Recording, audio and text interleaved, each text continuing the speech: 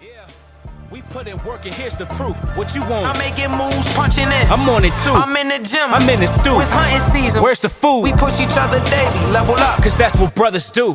Clock in.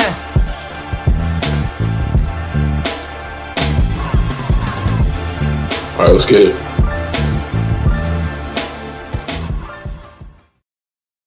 Introduce ourselves first. Yeah, man.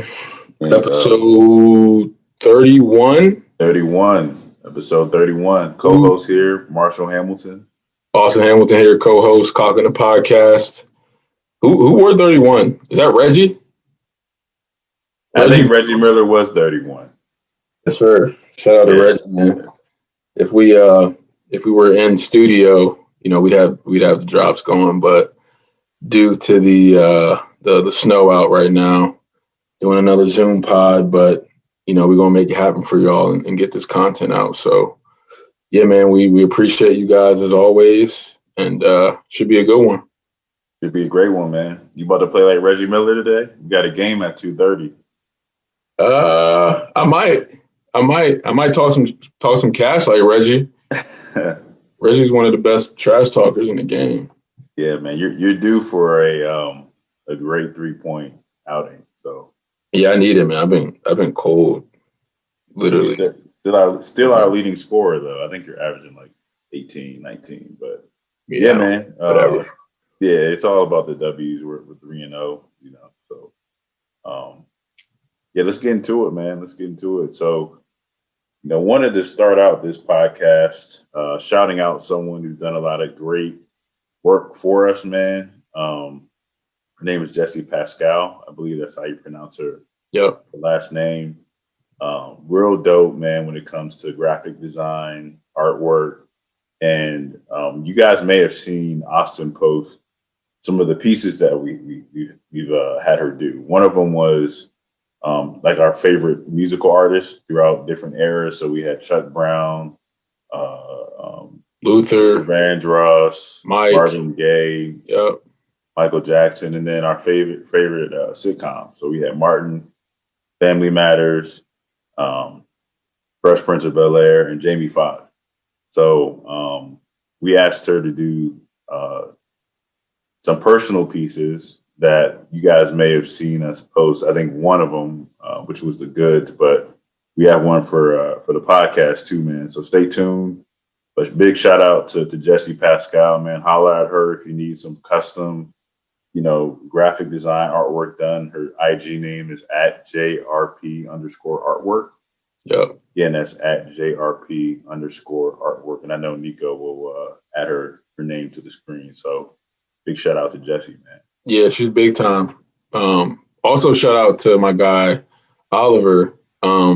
So they're actually cousins. I don't know if you knew that. Yeah, that was it.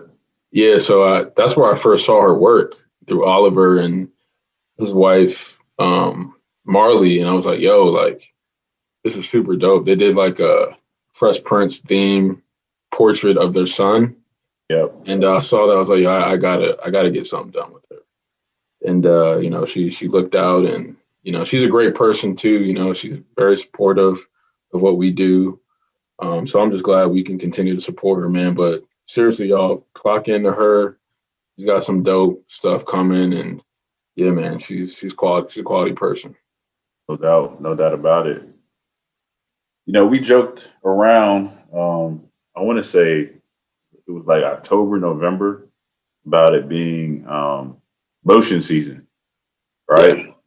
Yeah. People. It still is lotion season. Yeah, it still is. This is Big just time. we're adding another season to the existing lotion season because some of y'all's, you know, inner thumbs and in between the cracks of your fingers, elbows and knees were looking.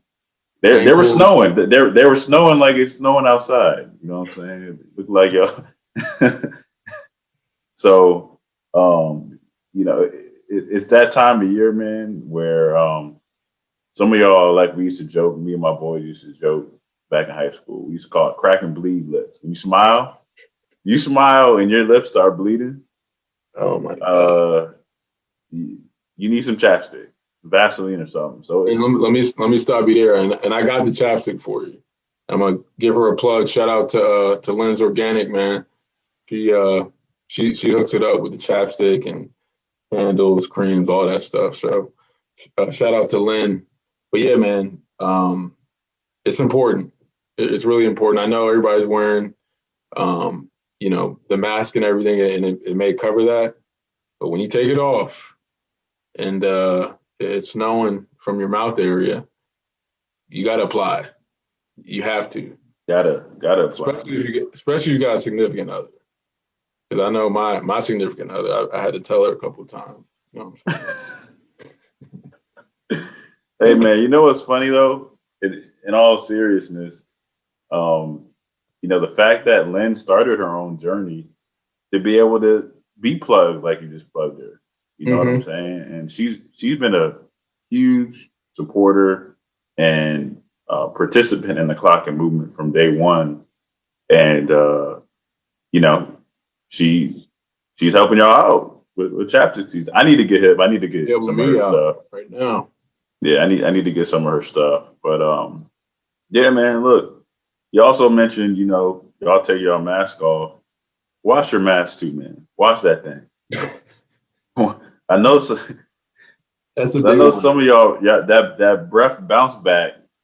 Brush your teeth first of all. That go bounce back. Bounce back like Jordan in '94. Yeah, look, brush your teeth still, chew gum, mints. Just because your mask is masking some stuff, hygiene is still important, man, and watch that mask. Man. I know some of y'all mask. We need a hygiene sponsor for the segment.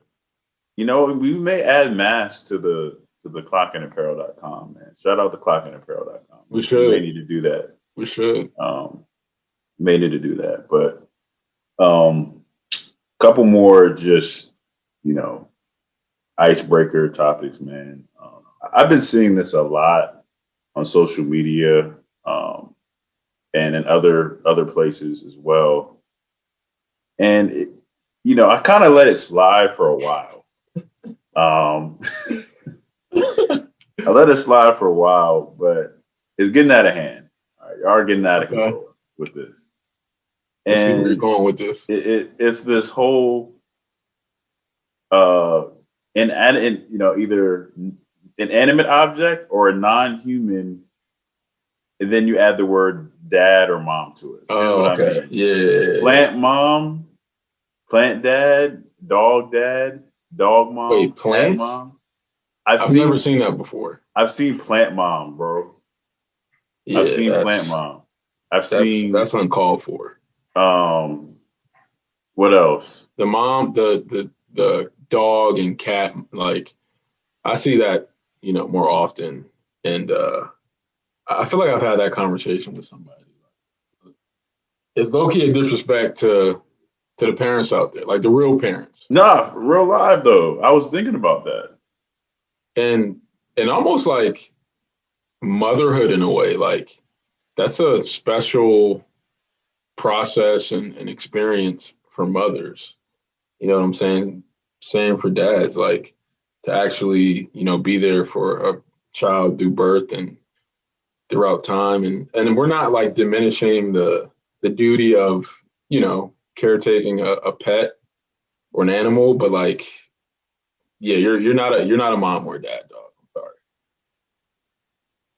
sorry. You took the word right out of my mouth, man. I mean, you're a dad, so you know how it is. Like, there's something about you bringing life into the earth or helping bring life into the earth. Right. I mean, I'm gonna keep it real. I'm not trying to be disrespectful. Pets don't live that long.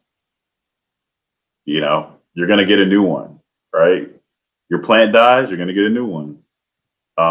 Your child, yeah, I mean, you know what I'm saying? Well, there's an emotional connection that is deep for, pets and dogs and stuff like that. But I was going to say that's kind of part of the problem of why I feel like people added these labels, because they feel like a lot of we're in an age now where the whole you have a family and start having kids by age 24, 25, like that's done, right? But people, I'll say myself included, we still get asked when you're having kids, when you're going to get married. So I feel like part of the problem is the fact that people need an emotional attachment to something to fill some type of void, to make themselves feel like they're more, I don't know, needed. I think that's what it comes to. People like to feel needed, right? And again, I'm joking, but I'm not. Here's the thing, man. Like, you bought that thing. You're an owner. Definitely You're an owner. Go drops right now. It's Black History Month. I'm not trying to be controversial. Imagine, again, this is like way extreme, but you get what I'm trying to say.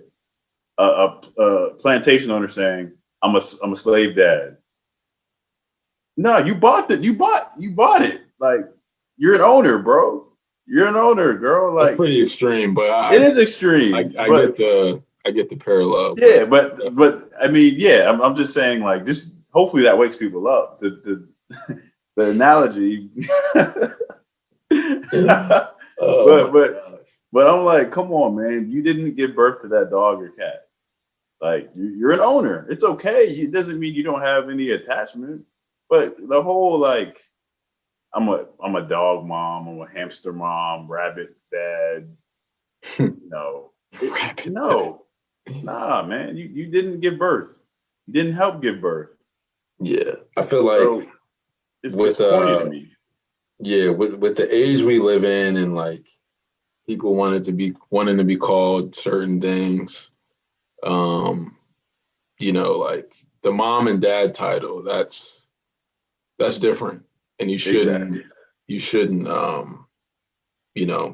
diminish that role and what it brings. But yeah, I mean, look, I love dogs. I don't like cats. I'm gonna be honest with you. Yeah, cats are shady. I love dogs.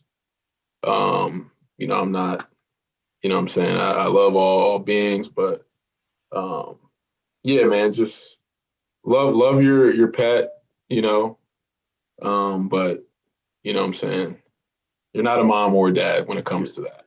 Yeah, all these labels got to go, man. Yeah. It's 2021, man. That's the age we're in, like, yeah, it's wild. It's wild. I think it actually started, I think, with Kobe and the whole girl dad thing. I think that's when I started seeing the labels. This is before he even passed, Yeah. But I feel like people like started to do, like, they just did too much with it. You know what I'm saying?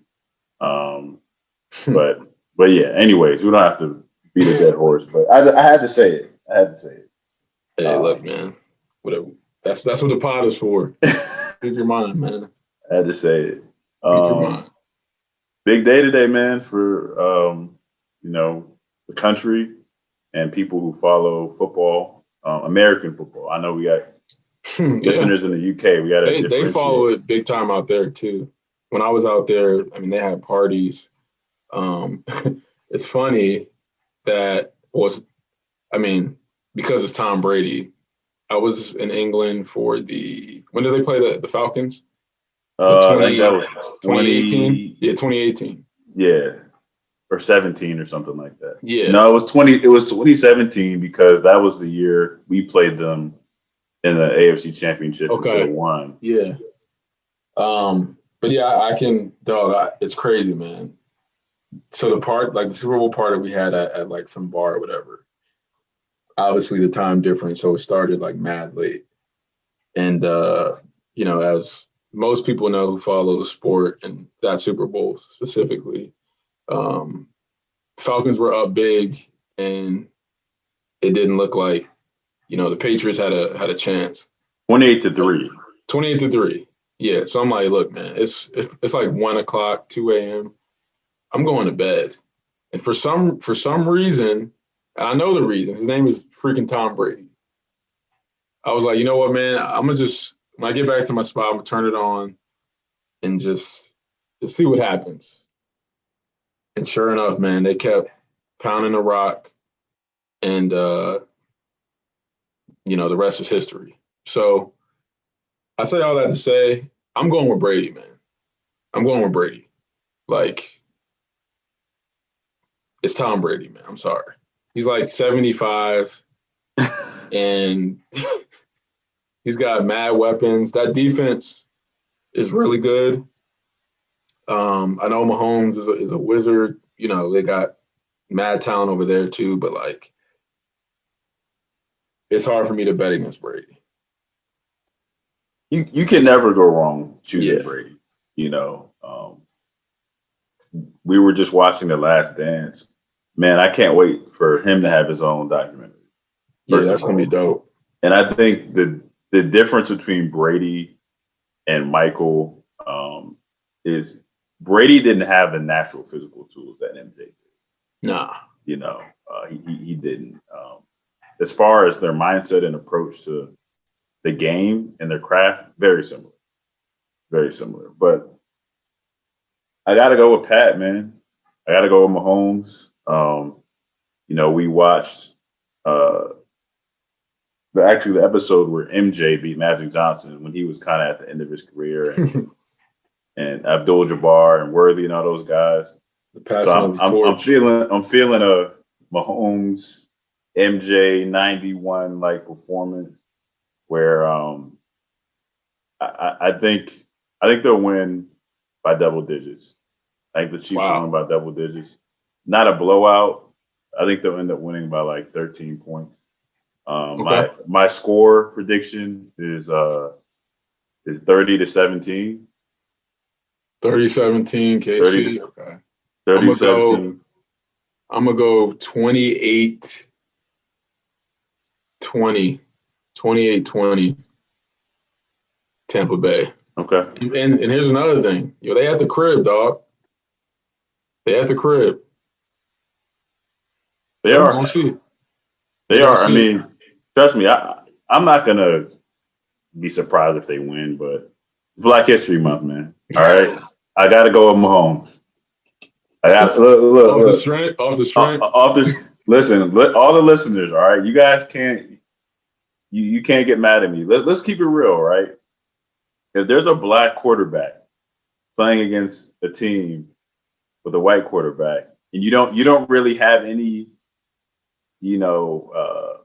say about the teams, you don't really care, you don't like those teams.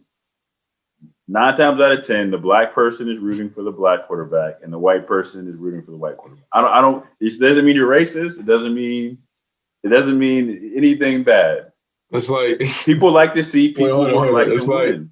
it's like in Family Feud when there's a black family and a white family. I'm always rocking with the black. I'm rocking with the Johnsons every time. You're rocking with the Johnson, the Williams. You know what I'm saying? The Smiths.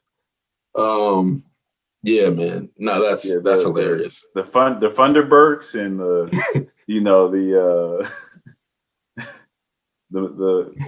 the McAllisters. They're great people.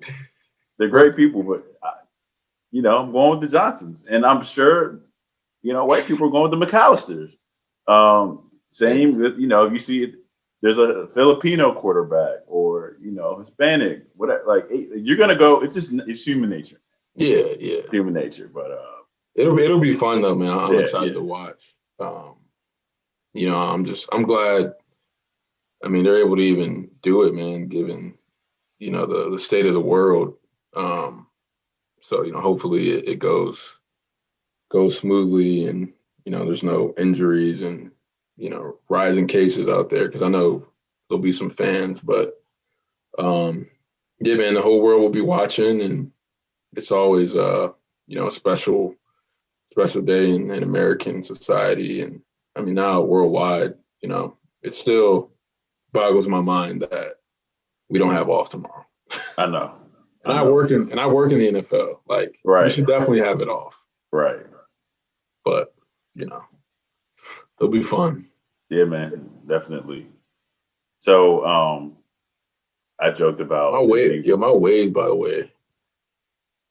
You know what I'm saying? I'm kind of spinning. See, I lost my medium to hard bristle brush. I need to get a new one. I've been brushing it with the little soft bristle joint. So my waves are on standby right now. But nah, your shots are looking good. I can't even hold you. I can't fake. I appreciate that, brother. Brother man. Brother man. Hey, right on. Right on. Show you right. That's all right. That's all right.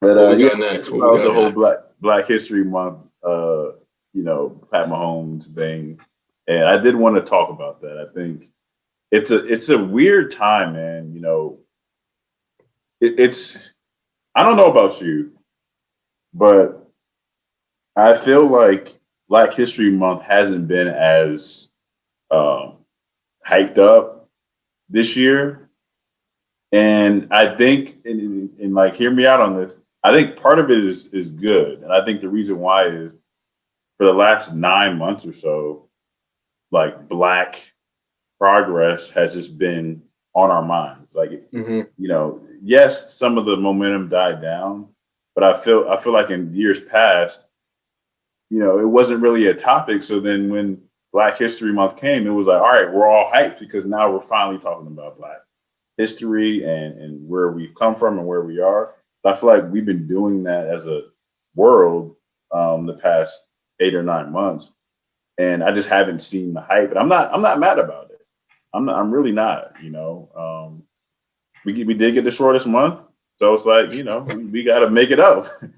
So how do you feel about Black History Month this year? Do you feel like it's been different, the same, or and if so, is that a good or bad thing?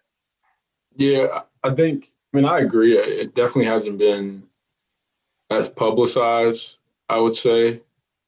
But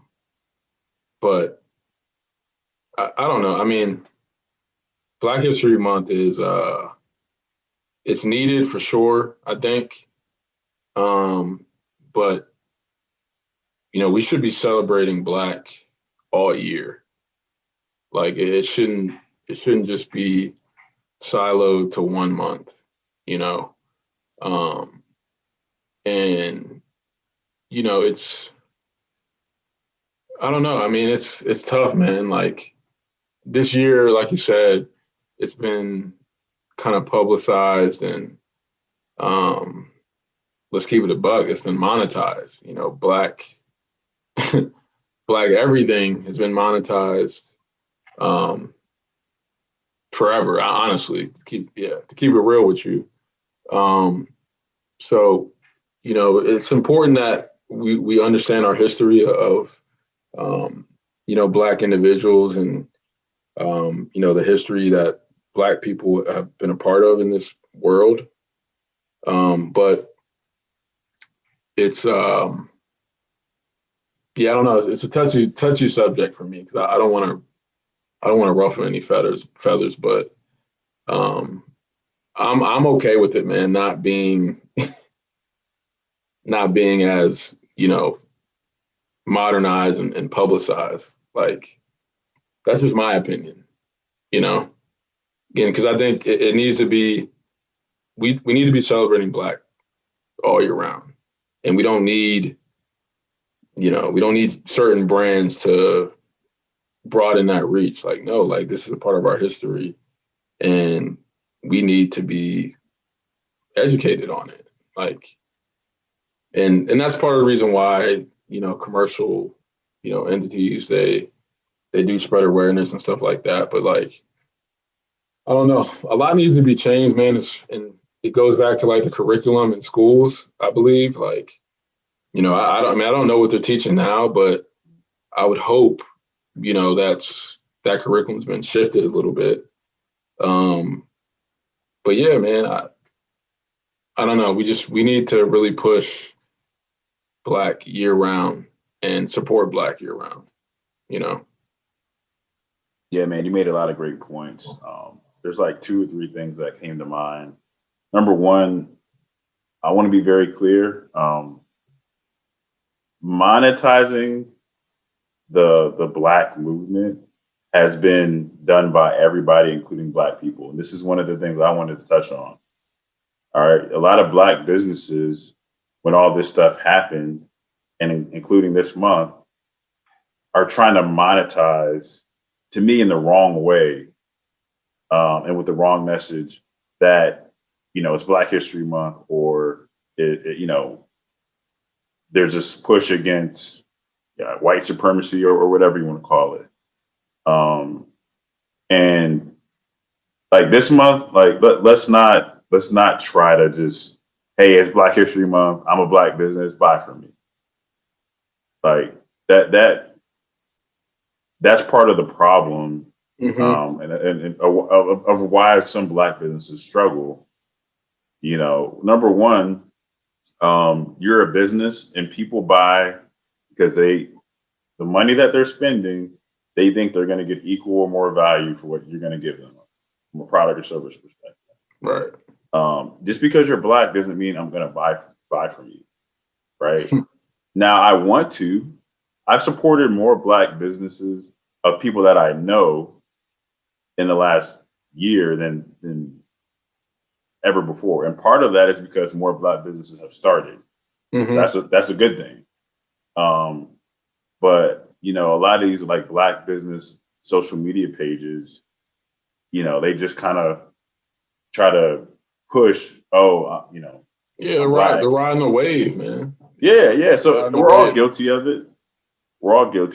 And the other thing you touched on, that I wanted, two things, talking about our history, as a people. I'm gonna be honest, man. I've told a lot of people this story. The first time I realized that I was like different from everybody else, 8th grade, I had a project. It was in civics to trace your family background, right? Now, I'm one of the few Black kids in the class, and the school we went to was real diverse. It just happened to be that class. I was maybe, second or third Black person. And I asked mom and dad a bunch of questions, and I've always been inquisitive about like where we come from, and I'm just an inquisitive person in general. And they didn't have a lot of answers, and everyone else in class, including the other 2 Black kids, because they were African, like their parents lived or the grandparents lived in, they could go back and say, yeah, this is where I'm from. Because we had to go beyond our American history. That was the goal. But African Americans are the only people in the world, other than maybe some folks in, there's some Africans in Europe, but typically they know where they come from. Yeah. So I will say maybe the Latino, Afro Latinos, like, people from Brazil, they may not be able to trace back. But for the most part, African Americans are the only people who have no way of knowing where they come from. They can't trace their identity back to, a country, a culture. And, it bothered me, honestly, after that, because it's like, man, I really can't answer. And I felt alone. I think I did good on the project, but you could kind of tell. Civics class, right? Civics, yeah. I think his name was Mr. Pierce. Pierce, yeah. Yeah, he was dope. Yeah, he was dope. But I think the class and even the teacher could kind of see that I was uncomfortable doing my presentation because everyone else could trace their history back. And then going back to what you said about education, and this is the last thing I'll say on not on this topic, but based on what you said.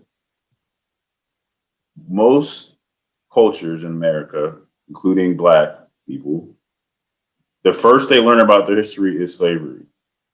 I don't care how unbiased you think you are when it comes to non-Black cultures. But if that's the first thing you learn about Black people, subconsciously, you're going to think like, well, maybe they are a little bit inferior, and it's not, a lot of it isn't on purpose, but when the first time you learn about a culture is they were considered inferior. And then there's still stuff that goes on that demonstrates that, people think that way. It's going to affect how Black people see themselves often and not other people see black people, because across the world, black people, they're the only culture in the that if you go to any place in the world, there's racism against black people. Doesn't matter where you go. Not all white. The world, obviously there's a lot of people of Caucasian descent, but I know a lot of Asian cultures, even in the Latin American culture. I know that darker skinned people in Brazil are treated differently. Middle East, like black people are just treated differently wherever they go. So yeah, I just wanted to highlight that, man, because it's just interesting. But like you said, on the flip side, there's a lot to celebrate, because despite all of that, we've been able to still succeed in pretty much every industry and every area that someone has applied themselves to in the black community. Any area we've clocked into, a lot of times we've been the best and we've made history. 100%. Yeah, going back, because I had a similar experience, but it was more recent. So, when I went over to the UK to study and play ball, for people who haven't been to the UK and haven't had a chance to experience, that culture, it's a melting pot of people from all over. And there's a lot of people of African descent out there. So, me being this American, African, kid over there and African American, I would talk to some of these people, and then first thing they would ask me is like, "Hey, like, where are you from?" And I'd be like, "Yeah, I'm from, America, right outside of DC." And they'd be like, "Nah, like, are you Nigerian? Zimbabwe?" And like, I couldn't answer it, dog. And it was, like you said, man, I was siloed. I felt a bit embarrassed that I couldn't answer the question. And yeah, man, it just, that kind of stuck with me. I'm like, yo, like, I mean, imagine it's like, when you are on this earth and maybe you don't know who your parents are, like, you don't know where you come from, like, I would imagine it's similar to that, being an orphan, and just not knowing the history of your family, like, what that lineage looks like.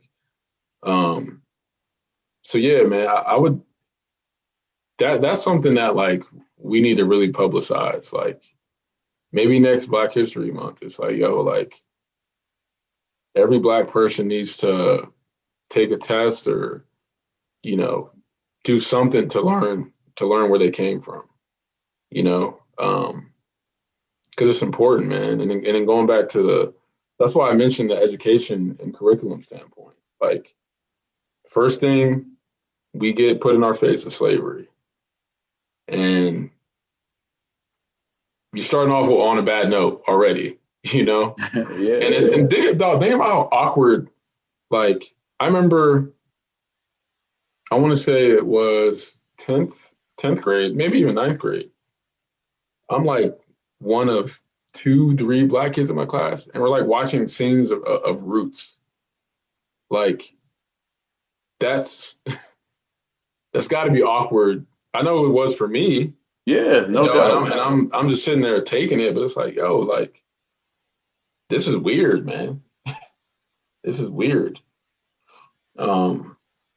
So yeah, man, things definitely need to be changed as far as just the education of Black people and where we come from. And everybody needs to be educated. Everybody. And not it's not just back. Black people, not just Black people. I don't but know yeah, why that's why I really want to go to Africa at some point, man, and just experience that. That would be so powerful. Yeah, man, it kind of goes back to what Miles said on his episode. It's important for not just young Black kids to interact with a strong, successful, articulate Black man, but other culture, right? So everyone needs to learn the full history, the good and the bad, right? Not just, like Black people were great at this, or Black people weren't good at this, or this is what happened to them that wasn't good. Like, we need to learn it all.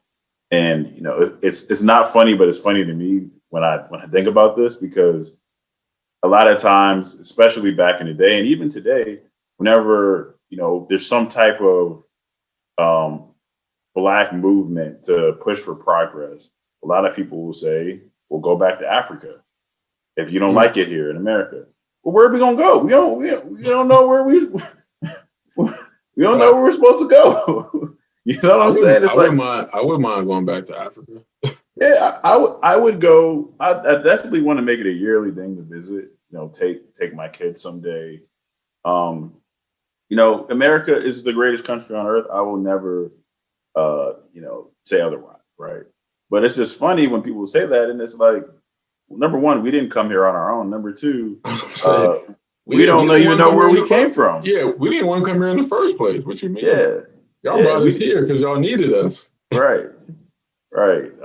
But speaking of that, that's a good segue, because you talked about them needing us. Well, now there's been an influx of Black leaders being hired in roles that they've never been in, right? And I think that because of our history, starting with, you know, us learning about slavery in the beginning, I feel like there's this stereotype that Black people are great workers, but they're not great leaders. And now there's all these new executives, new,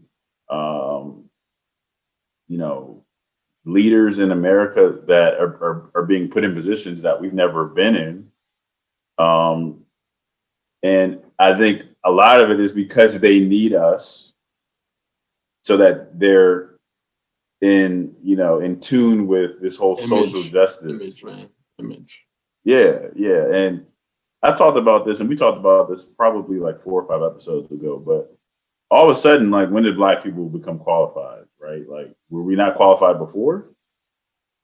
And No. I think that we have to put ourselves in positions of ownership so that we can lead by example. But, you know, we're not limited to waiting for someone to give us a leadership position, right? But in the same time, like, if you are in a role or in a situation where you don't necessarily own something to put yourself in that position, you know, we need to work our butt off to show that, hey, we're not just laborers, like, we're leaders, you know. So I don't know. It's interesting, man. You've seen it with you know, your organization. There's been new Black leadership that's been hired, which is good. I'm not saying any of this stuff is bad. Yeah. But it's just interesting. I mean, it's interesting, yet, like you said, it's not. That's just the world we live in, dog. Like, you know, when a certain movement spreads, and it can be monetized, because, to keep it a buck with you, man, that's what it comes down to when it comes to, you know, government or, you know, commercial companies. It's about revenue, dog. And Black is cool right now. Yeah. It's cool, you know. Yeah, you know, in the organization I work for, you know, the new leader, he's doing an amazing job. And what I loved about, you know, some of the interviews that he's done, he's qualified. Exactly. He's qualified, and he's producing, you know, real-time results. But like you said, like, if this stuff isn't, you know, mainstream, does he get the same opportunity? I don't know. That's only up to God. But I think you'd be silly not to think that. But that, I mean, that's just the world we live in, man. But it's up to us to, all right, so yeah, maybe it was, you know, due to the circumstances and the timing of it, but we're going to show you, you know, we're here and we're here to stay. And this is what it looks like when we are in you know, leadership positions. Right. And that's what, Jason Wright, just calling him out his name, with Washington is doing. And, he's going to be a trailblazer, man. He really is. Like, there'll be more Black presidents, Jennifer King, there'll be more coaches, and so on and so forth. So, yeah, man, he's been a trailblazer, just like Hank Aaron, just like, Bobby Mitchell was a first Black player in Washington's organization. Doug Williams, I could name them. They've been trailblazers, man. And, that's what Black people have been doing since beginning of time, man. We've been trailblazing. And now, we're going to take it to the next level. Absolutely. And I also want to clarify, I'm not a big affirmative action guy, I'm going to be honest with you, because I've seen it abused. I'm big on equality of opportunity. There's a difference between equality and equality of opportunity. Mm-hmm. Equality of opportunity is, it doesn't matter what your background is. Black, Hispanic, woman, gay, straight, whatever. If you're qualified, you should get the opportunity. It's like, you know what I mean? We're just watching The Last Dance. Isaiah Thomas was like, I met the criteria to be selected. Yeah, Nick gotta pull that clip. Criteria.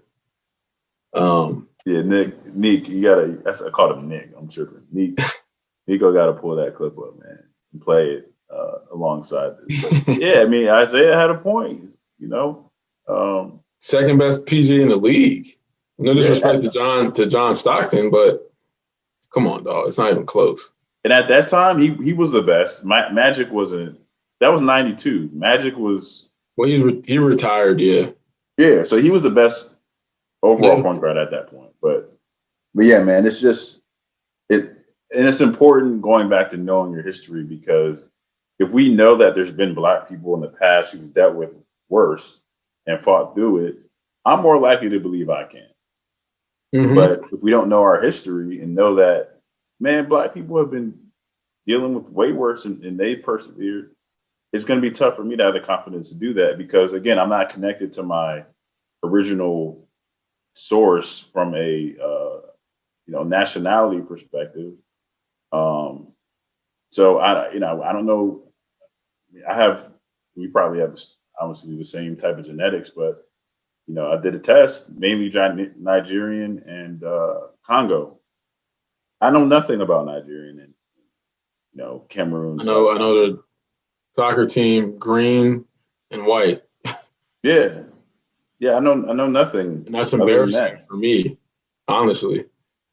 Yeah, I don't know anything about it. So they must have got some good looking people out there, though. You hear me?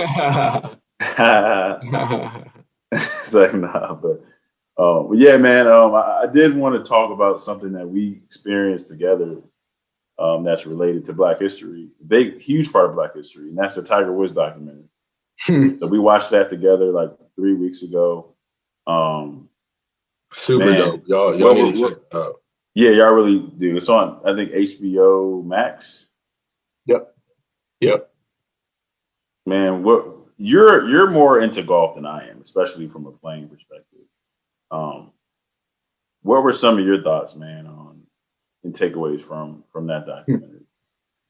I mean, it was really good, but I think the people should know Tiger was not involved in it. I'm not sure how that process works. Like, does he just give the okay and be like, look, yeah, you can do the doc, but I'm not about to be a part of it. But it was really cool, man, to see the development from, when he was young into what he became. And yeah, what people don't realize, man, like to be elite like that, and this is just me, dog, like there's a certain lifestyle and just sacrifice of certain things that you have to give up, and these people are human. Like it's gonna take a toll on you at some point. And I say that because we all know what Tiger experienced with his wife, and he had some maybe alcohol and drug issues and stuff like that. But like when I look at again from when he was a young child to what he became, it makes sense, man. Like Yeah. the guy literally was playing golf since he was 4 at like a high level. He grew up in a pretty strict household, and yeah, man, like it's tough. Like at some point, when you're doing something and there's not much freedom, and when you finally get that freedom, like you want to let loose. You want to let loose, and yeah, you get to see the origins of why it's like, yo, like, yeah, man, this dude literally went from playing from 4 to wherever, still playing, but like everything that comes with that, man, I wouldn't wish that on anybody, to be honest with you. Like, it's to me, it's overrated when people, man, I want to be famous and I want to have all this money. Nah, y'all don't want that, because I know what y'all do without all that.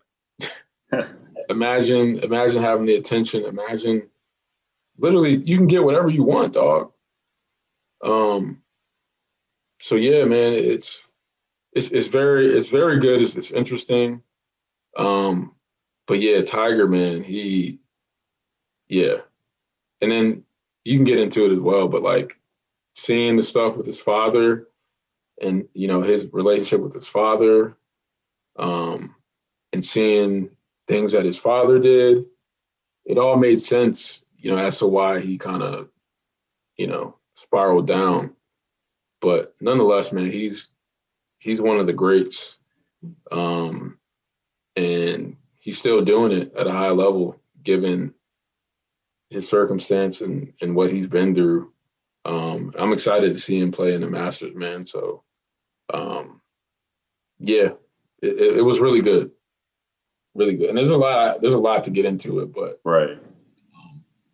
I want to save it for people to watch. Yeah, definitely, man. You had really good perspective on that. And I'm wearing this Unity is greater than division hoodie that is a part of the clockinapparel.com merch. And yeah, he got the Clock In shirt on, man. Tap into that. Look at the YouTube again. But I wanted to show y'all that Unity is greater than division because it kind of parallels Tiger's career, right? He unified all people, when it came to golf. And he wasn't trying to, honestly. I wouldn't have an interest in golf if Tiger did not play. No way. No way. No way. I mean, it goes back to 2008. I would have never gotten interested in being remotely aware of politics unless Obama was candidate. I mean, doesn't make it right. I'm just keeping it real.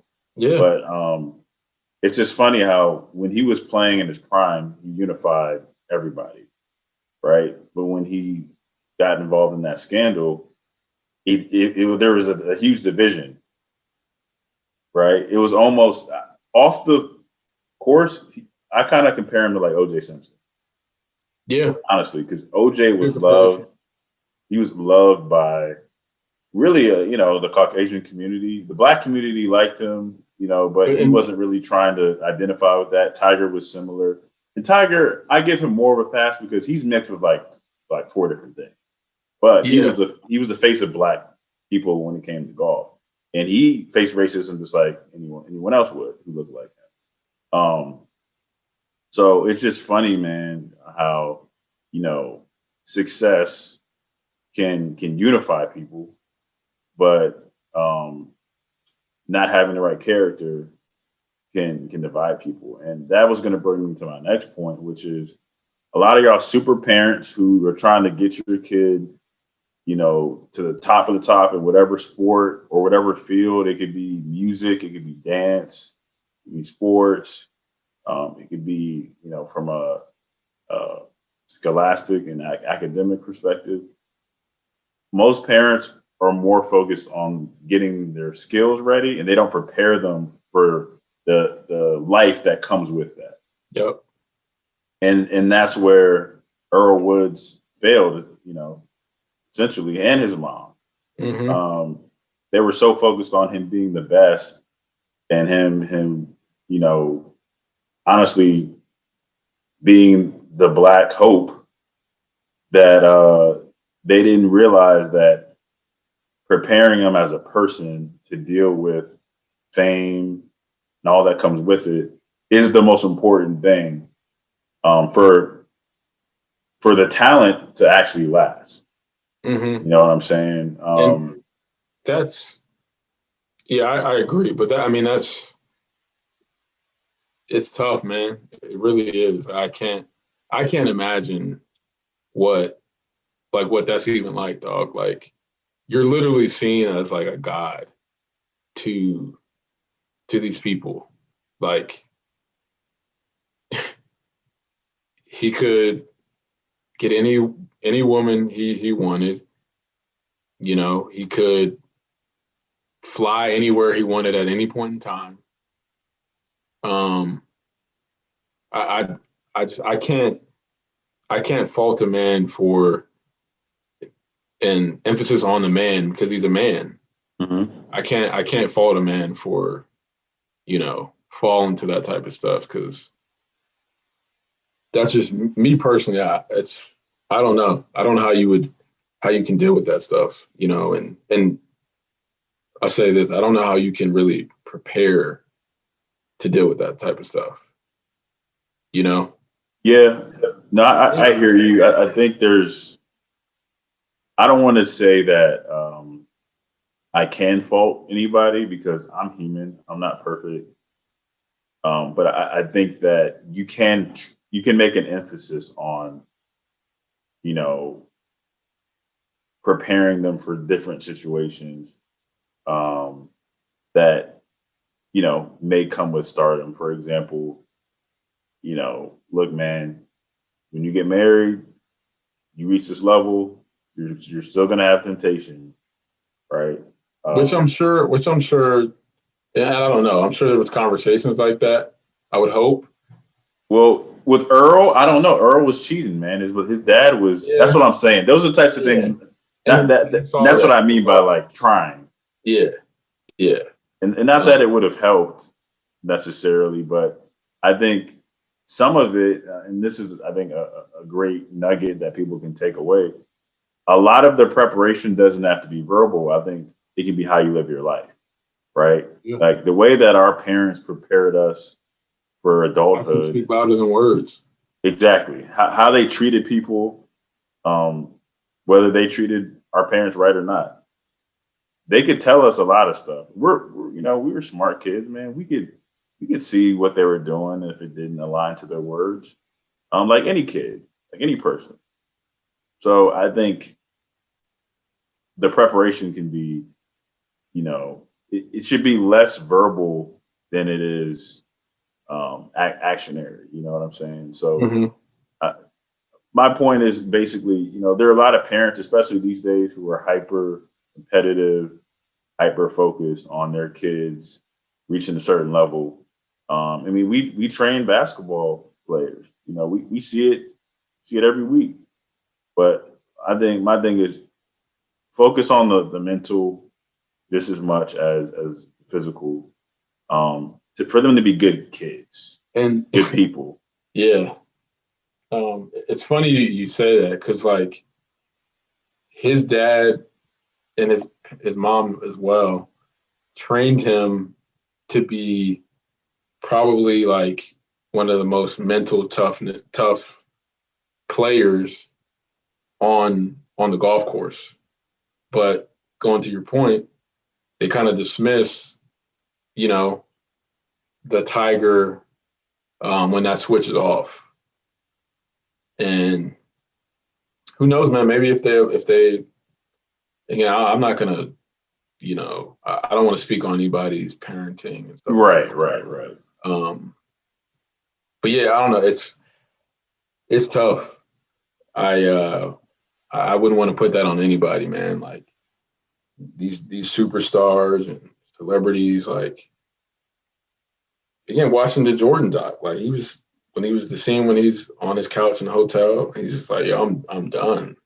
Like, dog, like people always wanting something, snapping pictures.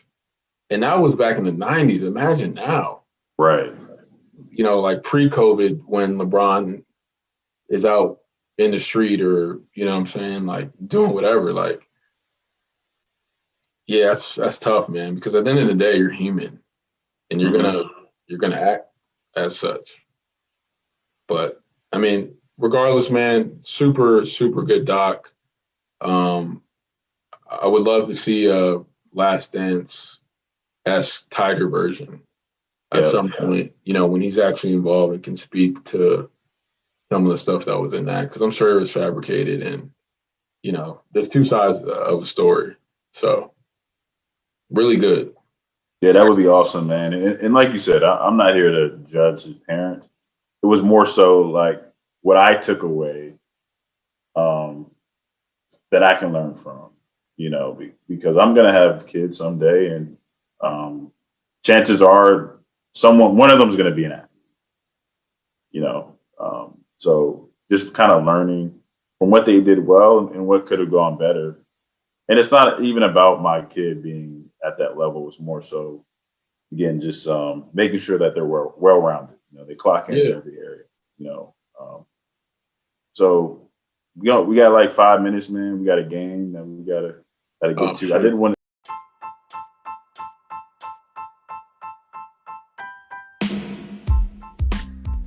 Hey guys, thanks for clocking in with us and making it this far into the episode. We want to continue these episodes for as long as possible, but we might need your help. If you click on the description on each episode, you'll find a link that reads Support This Podcast. If you enjoy keeping up with us, click on that link and you can make a monthly donation. All right, you guys hear enough of me talking anyways, so let's get back into the episode.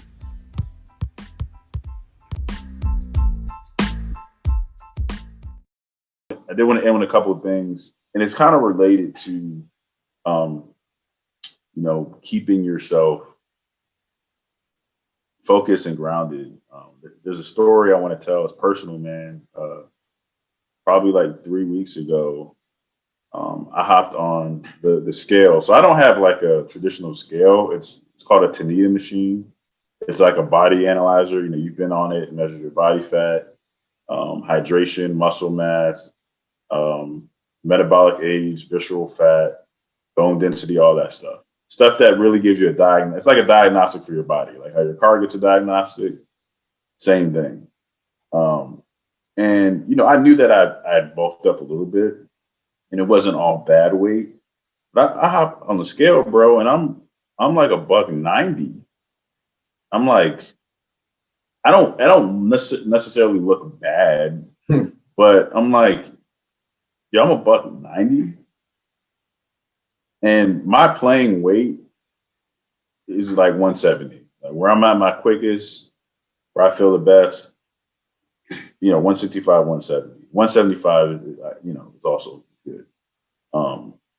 But I wasn't checking it. I'm not a big, like, hop on the scale every day type of guy, but I hadn't been on the scale in probably like 3 months, bro. And I bring that up because it was like a check and balance for me to just see like, yo, I'm off track, right? So, you know, my message is you need one of those in life, man. Like you need a life scale that's gonna make sure that you're on track. It can identify when you're off track, but it also helps you identify the areas that you need to get better in, which is why I like that Tanita machine, because sometimes what you think you need to change isn't what you need to change. And it kind of gives you some detail. So with Tiger, man, I think that, you know, going back. I think he kind of got off track, just like we all do. We all do it. So it's important to have a life scale. Sometimes that life scale is a person. Sometimes it's the Bible or whatever you believe in. It could be a book. It could be, just yoga, whatever, man. So, let's all identify that, man, and make sure that the goals we set out for this year, you have a way to kind of check and balance that and keep us honest about where we really are. No, that's big, man. Yeah, I'm glad you shared that moment because, we're a work in progress, just like every other person that's clocking in. Just because we started this thing doesn't mean, we're freaking Tybo. What's the guy from Tybo? Or, Billy Blanks, Billy Blanks here, or Tony Perkins. Shout out to all my heavyweight fans. Great movie, by the way, y'all need to watch that if you haven't. But yeah, man, we're in this together as a unit, and we need everyone to participate and keep everyone accountable because we want to achieve greatness, and you can't do that by yourself, man. And Tiger, who was the greatest golfer that I've seen, although golf is a individual sport, he had a team. And it's funny, last thing I'll say on that, I think when he left his caddy, where he won, all the majors with, I don't know, I feel like things took a downfall. Yeah. It really did. Sure. And he ended up rising again, winning the Masters 2019. But yeah, man, we need a team. We need a team, and the Clock In team is strong, man. And I'm proud of what we built and what we're continuing to do, man. It's crazy. 31 episodes. We're only getting better, and yeah, it's special, man. Continue to clock in as always. Always, man. Always. Appreciate that. So last couple of things, man, as we close. My dad's podcast, our dad, not my dad, our dad. I hope he's my dad. I think he's my dad. Yeah, I'm pretty sure he's your dad, man. Pretty sure. I got the same head, but we got the same head. What y'all got? What you? Never mind. I'm not gonna go. It's Sunday. It's Sunday. It is. But yeah, the Pastor Hamilton podcast, episode 2, dropped. I believe it was this past Monday or 2 Mondays ago. But we didn't get a chance to talk about it in our last episode since we had a guest. But tap into that. We actually had one of our Clock In fan members out in Spain talk about how it impacted him, and that's exactly what he needed. I had one too, actually. I had another person. Well, 2 people actually. Yeah, they're looking forward to it, man. It's crazy. Dad low key is a legend. That that's why we gotta continue to push him and get his brand and content out, man. Because he's a local legend for sure. Yeah, people need it, man. That's what it's about. People need to hear his messages. So episode 2 is out. The Pastor Hamilton podcast is the name. It's on Spotify right now. So subscribe to that. We have a new Clock In member this week. Her name is Hadil Ganem. Shout out to Hadil. We're going to give her a little round of applause. Her IG name is CurlyArab_. So we've known her family for a minute. Their family is literally the opposite of ours. They have 4 girls and 1 boy. Poor boy, man. I don't know how he does it. Just like I don't know how Maria did it. I don't either. Yeah, she turned out all right though. She got the MVP just off that. That's really why she got the MVP. Dealing with us.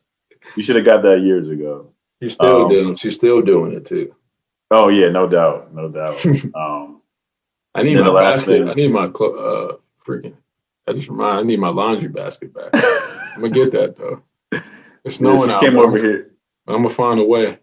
She came over here to wash some clothes. Yeah, man. Thankfully we live right down the road from our parents, so we can help them out with stuff like that. But yeah, we need that basket back, Maria. Need that basket back. Last thing, man. New segment. You Are the Goods, where we highlight, a basketball player. For now, it could change later, but for now, it's basketball players that have shown that they're excelling. They're leading their team to wins, and they're performing at a high level.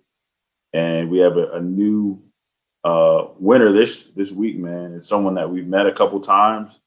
She actually is the leading scorer on our oldest brother, Walter Hamilton, the fourth varsity team at Virginia Academy. So shout out to Virginia Academy girls. And it is no other than Joy Williams.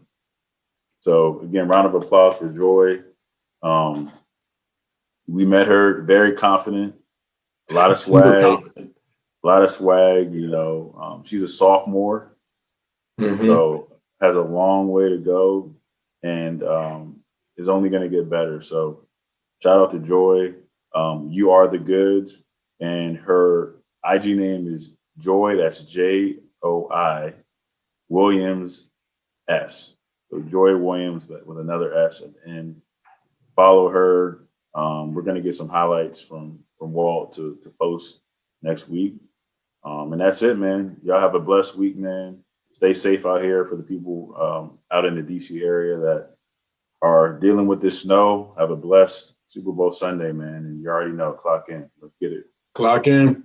Peace. Put in work and here's the proof. What you want? I'm making moves, punching in. I'm on it too. I'm in the gym. I'm in the stew. It's hunting season. Where's the food? We push each other daily, level up. Cause that's what brothers do.